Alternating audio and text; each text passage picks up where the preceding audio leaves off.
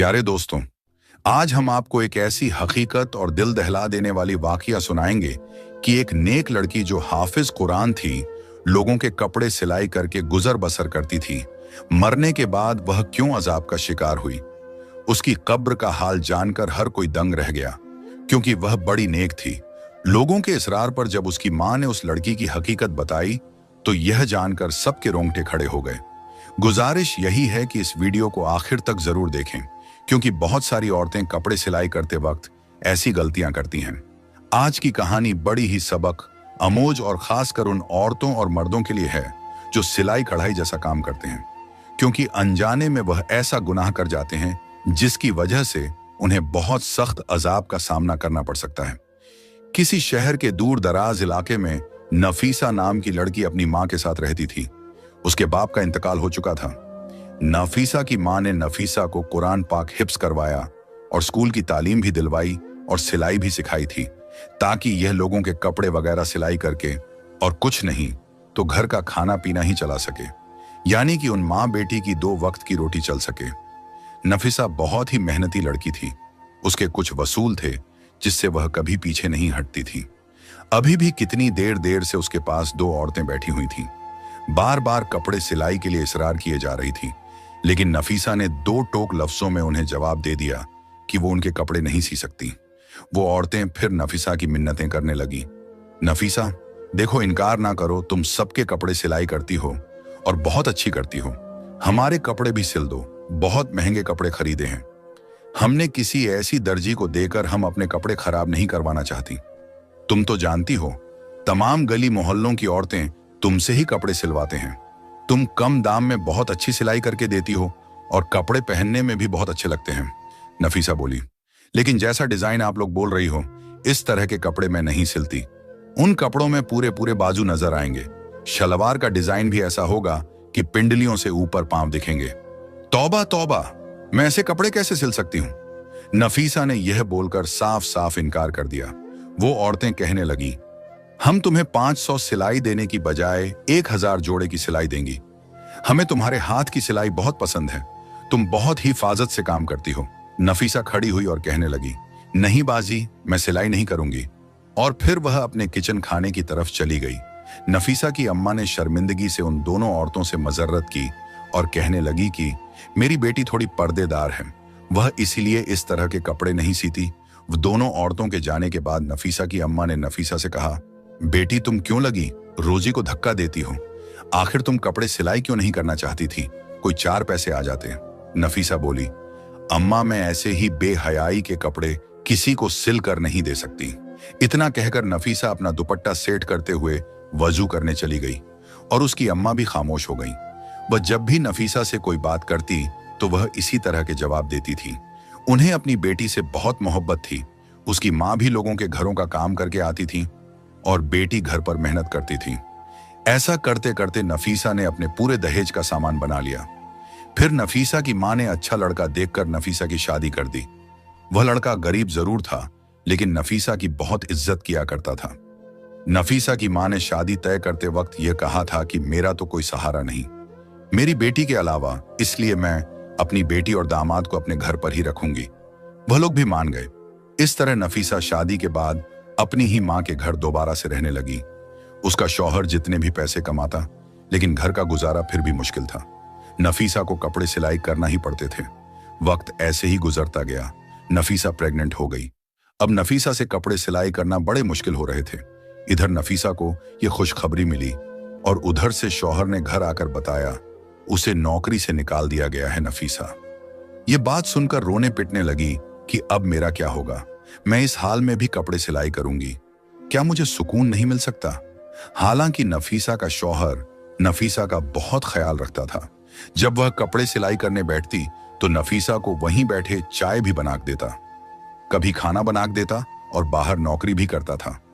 अब अक्सर ही नफीसा की अपने शौहर से काम के सिलसिले में बहस हो जाती। शौहर से वह बदतमीजी करने लगती, बदजुबानी करने लगती। जब शौहर खाना खाने बैठता तो आगे से यह कह देती, काम के न काज के दुश्मन अनाज के वह बेचारा 2 निवाले खाता और उठकर बाहर चला जाता। हालांकि वह भी रोज काम ढूंढने जाता था और यह तो अल्लाह की मर्जी थी कि उसको काम मिल ही नहीं रहा था। ऐसा करते करते आखिर वो दिन आ गया कि नफीसा के घर बेटी पैदा हुई। नफीसा का शौहर और नफीसा की माँ बच्ची को देखकर बहुत खुश हुए। नफीसा का शौहर तो बच्ची की खुशी में घर घर में मिठाइयां बांट रहा था। इधर नफीसा के शौहर को बच्ची की खुशखबरी मिली और उधर नफीसा के शौहर का काम भी लग गया। जहां नफीसा के शौहर को काम मिला, वह ठेकेदार बड़ा ही सख्त मिजाज था। मजदूरों के साथ बदतमीजी से पेश आता। उसे बस काम ही प्यारा था। लोग बस मजबूरी के तहत उसके पास काम करते थे और अक्सर वो मजदूरों को गंदी गालियां भी दे दिया करता था। इधर नफीसा के घर का गुजारा मुश्किल हो रहा था। जब बेटी थोड़ी सी बड़ी हुई तो नफीसा ने फिर से अपनी सिलाई स्टार्ट कर दी ताकि उसकी बेटी का खर्च भी पूरा हो सके। जो भी औरतें कपड़े सिलवा कर ले जाती, उनके कपड़ों में से जो कपड़ा बच जाता वो औरतें उसी को दे देती। उसी कपड़े से वो अपनी बेटी के छोटे छोटे फ्रॉक्स सिलाई कर लेती और उसको पहनाती।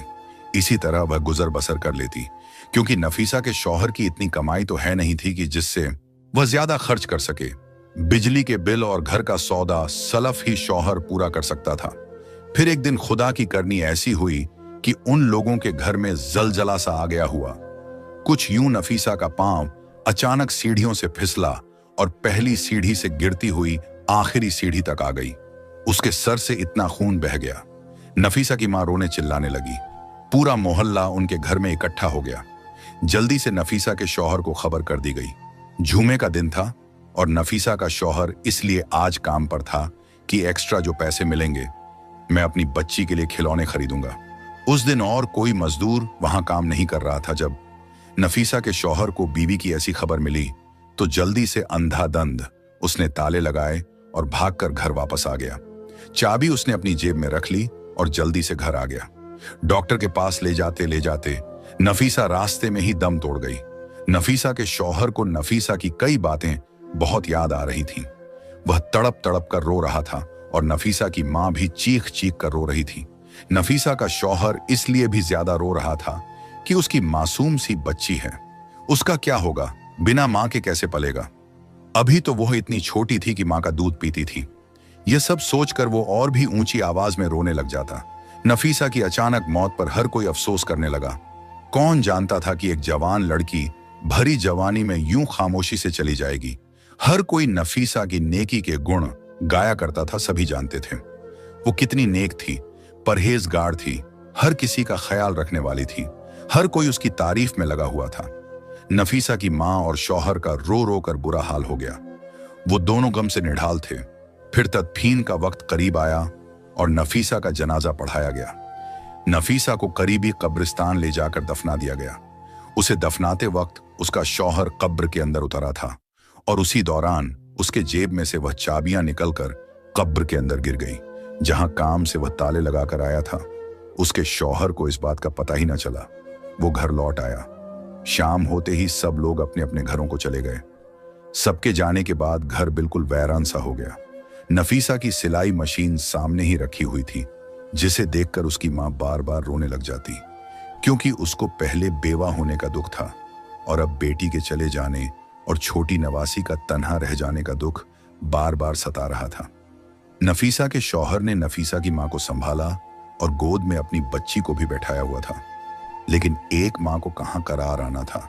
जिस बेटी ने मां का बाजू बनाकर दिखा खाया था, वो इतनी अचानक चली गई। नफीसा की मां को तो यकीन ही नहीं आ रहा था। बस नफीसा की मां यही बोले जा रही थी, अभी अभी तो मेरी बेटी कपड़े सिलाई कर रही थी। ये सब क्या हो गया। उसकी मां को किसी भी तरह से यकीन ही नहीं आ रहा था कि उसकी बेटी अब इस दुनिया से जा चुकी है। नफीसा की नन्ही बेटी भी बिलक बिलक कर रो रही थी और नफीसा का शौहर नहीं चाहता था कि वह अगले 2-3 दिन काम पे जाए। वो अपनी बेटी का खूब ख्याल रखना चाहता था और बीवी के गम में बहुत मिडाल था। इसलिए वह मालिक को बताना चाहता था कि मैं अगले 3 दिन काम पर नहीं आऊंगा। जैसे ही नफीसा के शौहर ने जेब को हाथ लगाया तो उसकी जेब में चाबियां नहीं थीं। वो सोच में पड़ गया कि ये आखिर चाबियां कहां चली गईं। बहुत सोचने के बाद भी उसके दिमाग में आया कि चाबियां तो उसने जेब में ही रखी थी। नफीसा की मां भी अपने दामाद का परेशानी वाला चेहरा देख रही थी। कहने लगी, साबिर बेटा क्या बात है। तब साबिर ने अपनी सास को बताया, माँ जी मेरी जेब में चाबियां थीं, वह पता नहीं कहाँ गिर गई। पता नहीं मस्जिद में गिर गई या कब्रिस्तान में गिर गई। उसी वक्त साबिर के जहन में यह बात आई कि जब वह कब्र के अंदर उतरा था उस वक्त कहीं चाबियां कब्र में तो नहीं गिर गई। उसी सोच के आते ही वो बहुत ज्यादा परेशान हो गया, क्योंकि वह ठेकेदार बहुत ही जरीला आदमी था। उसने तो साबिर को छोड़ना नहीं था। जरा सी चाबी के गुम होते ही उसने तो उसकी जान ले लेनी थी, क्योंकि उसको इंसान से ज्यादा उनके काम की फिक्र रहती थी। अभी साबिर यही सोच रहा था कि ठेकेदार का फोन आ गया और उसने कहा, सुबह बंद काम पर लगाने हैं तो मुझे अभी और इसी वक्त रातों रात चाबियां देकर जाओ, ताकि मैं बाकी के काम पर सुबह सवेरे मजदूरों को लगा सकूं। इतनी बात सुनकर साबिर का हल्क सूख गया। वह यह भी ना कह सका कि चाबियां कहीं घूम गई हैं। उसने बस इतना ही कहा कि मैं आपको चाबियां सुबेरे पहुंचा दूंगा। अब उसे रातों रात में ही चाबियां तलाश करनी थी। बहुत सोच विचार करने के बाद उसने कब्रिस्तान का रुख किया। रात के 1 बज रहे थे और नफीसा की बेटी अभी नानी के पास सो रही थी। नफीसा का शौहर रात के 1 बजे ही कब्रिस्तान की तरफ कदम बढ़ाने लगा। उसका दिल घबराहट का शिकार था। वह बहुत ज्यादा परेशान होने के साथ साथ खौफजिदा भी था।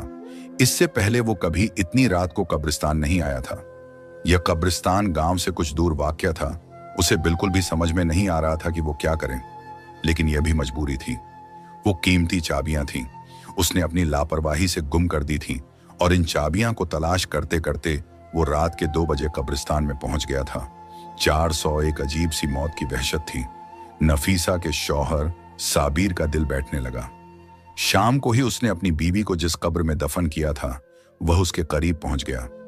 फिर उसने पैरों की तरफ से खुदाई शुरू कर दी। उसका मकसद अपनी चाबियां का हसूल था। अभी उसने थोड़ा हिस्सा ही खोदा तो समीर वहां पहुंच गया और गुस्से से कहने लगा, ये तुम क्या कर रहे हो? क्या तुम कोई कफन चोर हो? नफीसा के शौहर ने घबराकर टॉर्च अपने चेहरे की तरफ किया तो गोरख समीर कहने लगा, तुम तो वही हो ना जिसकी बीवी का शाम में इंतकाल हुआ था।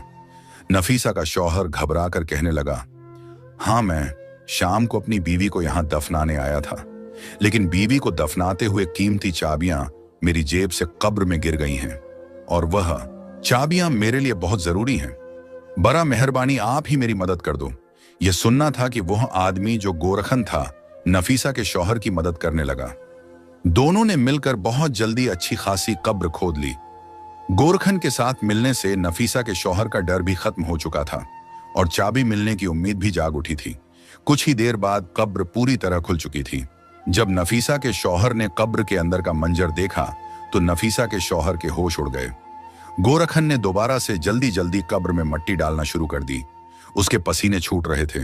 वो कहने लगा, तुम्हारी बीवी कैसी औरत थी जो इसकी कब्र में ऐसा अजाब हो रहा है? नफीसा के शौहर को तो खुद भी यकीन नहीं आ रहा था। जो कुछ उसने देखा है वो सच में क्या उसकी बीवी के साथ ही हो रहा था? नफीसा तो बहुत अच्छी और नेक थी। उसकी नेकी का तो हर कोई तारीफ करता था। उसने तो कभी कोई ऐसा गुनाह नहीं किया था जिसकी वजह से उसका यह हाल हुआ। वह परेशानी से तड़पने लगा। मेरी बीवी को ऐसे कौन से गुनाह की इतनी बड़ी सजा मिल रही है? गोरखन ने कहा, तुम चाबियां का कोई और इंतजाम कर लो। कब्र में चाबियां ढूंढना बहुत मुश्किल है, और तुमने खुद ही देखा ना कि इसका यह अजाब खत्म नहीं हो रहा, और वह किस हाल में है। इसकी तरफ से तौबा इस्तगफार करो, और अगर कोई गुनाह ऐसा है जो इसने अपनी जिंदगी में किया है तो इसके बारे में पता लगाओ, ताकि उसकी मगफिरत हो सके। सबीर रोते रोते अपने घर वापस पहुंचा। नफीसा की मां ने उसे देखा तो कहने लगी, तुम इतनी रात तक कहां थे? मैं कब से तुम्हारे लिए परेशान हो रही थी। सबीर नफीसा की मां के कदमों में बैठ गया। कहने लगा, अम्मा, मेरा चैन सुकून सब लुट गया, और अभी भी बुरी तरह से वह कांप रहा था। नफीसा की मां घबरा गई। पूछने लगी, बेटा बताओ तो सही, क्या माजरा है? तुम इतनी रात तक कहां थे? सबीर ने बताया, वह चाबियां की तलाश में कब्रिस्तान गया था, लेकिन वहां जाकर तो जो मंजर मैंने देखा उसके बाद शायद मैं सारी जिंदगी सुकून की सांस ना ले सकूं। नफीसा की मां भी डर गई और कहने लगी, पहेलियां ना बुझाओ, साबिर बताओ तो सही, क्या हुआ? और फिर साबिर ने रोते हुए बताया कि जब नफीसा की कब्र खोदी गई ताकि चाबियां को तलाश किया जाए, तो कब्र का मंजर देखकर मेरे होश उड़ गए। अम्मा, नफीसा जैसी नेक औरत को इतना सख्त अजाब हो रहा था, मैं आपको बता नहीं सकता। नफीसा के होठों पर आग जल रही थी और वह बुरी तरह चीखें मार रही थी। मैंने आग बुझाने की कोशिश की तो मुझे उसके स्याह होंठ नजर आए जो बहुत बड़े हो चुके थे, जैसे लटक गए हों।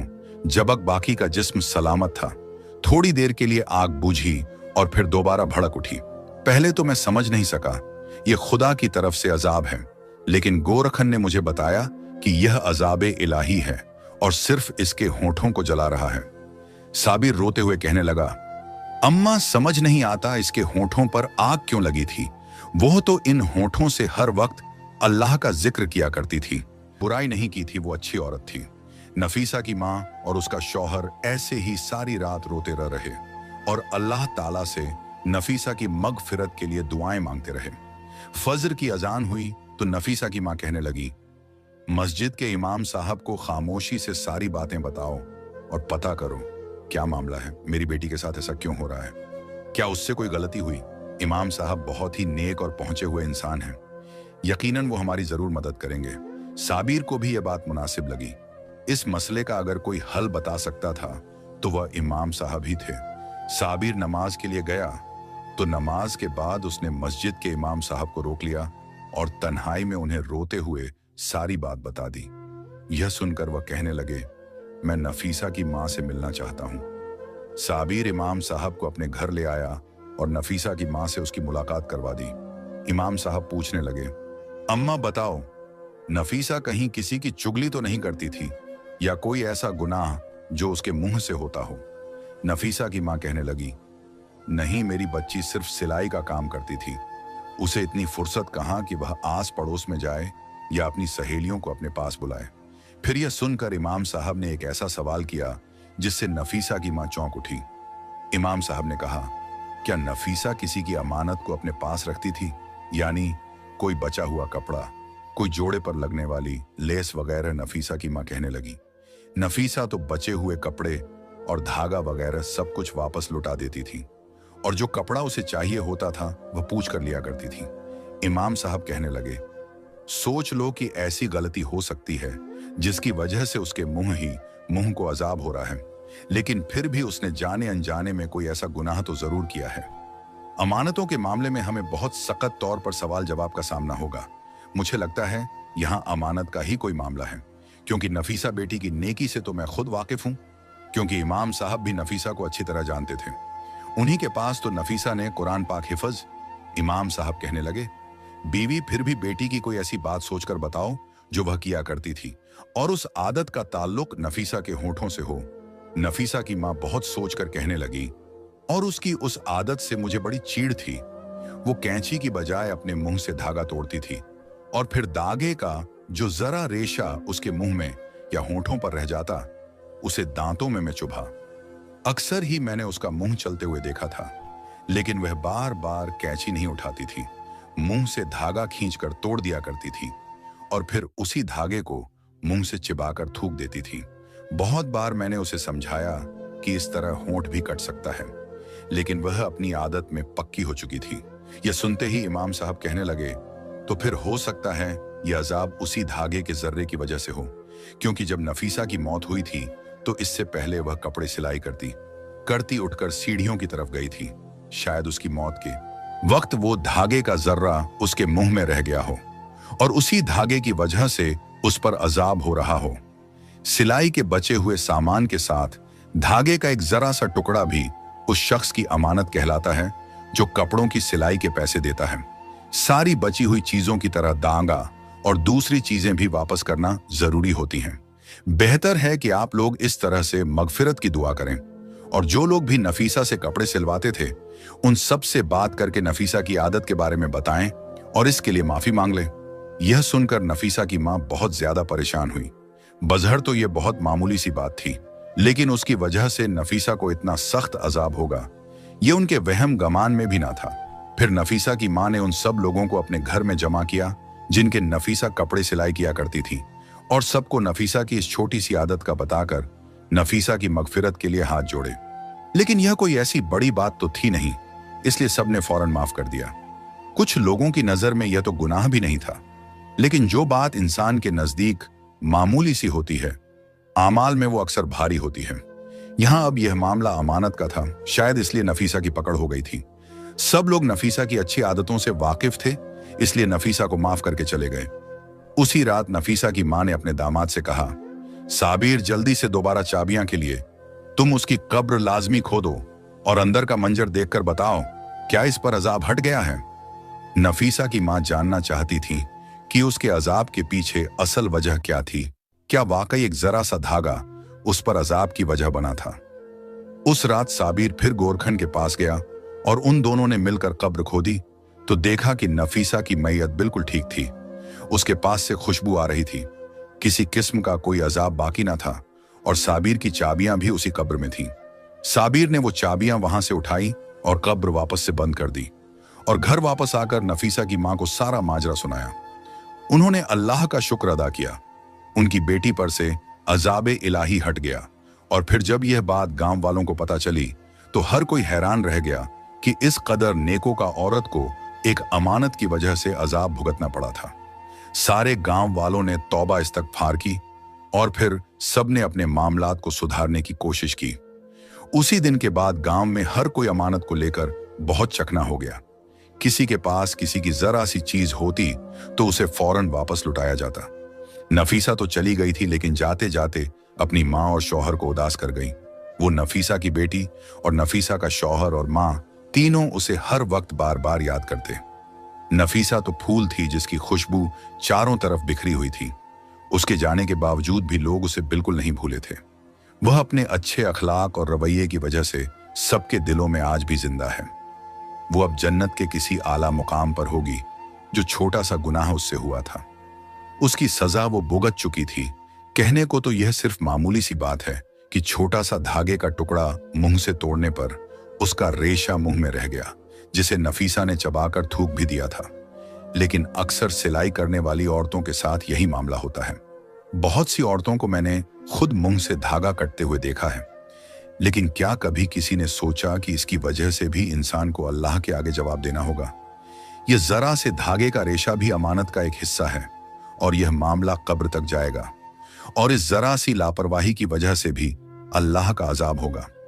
इसलिए आज की यह वीडियो हर उस शख्स के नाम है जो सिलाई कढ़ाई का काम करता है। अगर आप भी ऐसी कोई गलती करते हैं तो खुदारा ऐसी कोई गलती ना करें। ईमान में खयानत ना करें। धागे से लेकर बटन तक हर चीज को वापस कर दिया करें। हमें उम्मीद है कि आज की हमारी यह कहानी आप लोगों के लिए एक सबक है और जो लोग अमानत के बारे में मोहताज नहीं रहते वो भी इस कहानी से बहुत बड़ा सबक हासिल करेंगे। मजीद ऐसी ही वीडियो देखने के लिए चैनल को सब्सक्राइब जरूर करें। शुक्रिया।